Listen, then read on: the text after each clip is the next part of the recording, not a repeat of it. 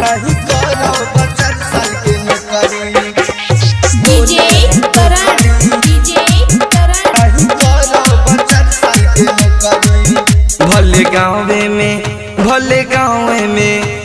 गाँवे में ढोले हम तो करी नहीं करब 4 साल के नौकरी।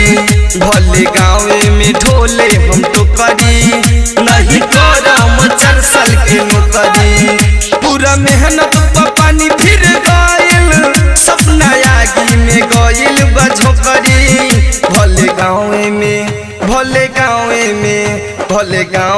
ढोले हम तो करी नहीं करब 4 साल के नौकरी।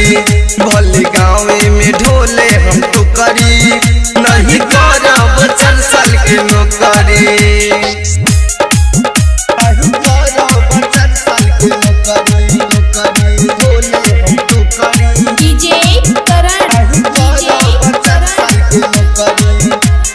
4 साल के नौकरी। पूरा पढ़ल लिखल भइल बेकार नु हो कैसन नियम लगैले सरकार नु हो। सबके मनवा के टूटल बयास सब कोई भइल बानी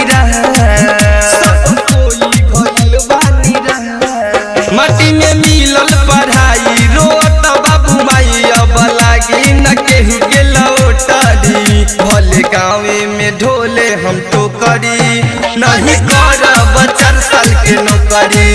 भले गाँवे में ढोले हम तो करी नहीं करब 4 साल के नौकरी। नहीं करब 4 साल के नौकरी।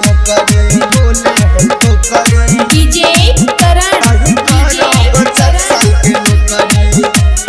4 साल के नौकरी। कैसे देशवा के अपना भलाई होई अब खाली रे भाई लड़ाई होई। रणजीव लगावता लए समझावता सहनी उदहरे। सुन न मितलेश ई बात बा विशेष कुछो होई न केतनो भोकारी। भले गाँवे में ढोले हम तो करी नहीं करब 4 साल के नौकरी। भले गाँवे में ढोले हम तो करी नहीं करब 4 साल के नौकरी। भले गाँवे में ढोले हम तो करी नहीं करब 4 साल के नौकरी। रिकॉर्डिंग स्टूडियो बढ़त बसरलाही नेपाल।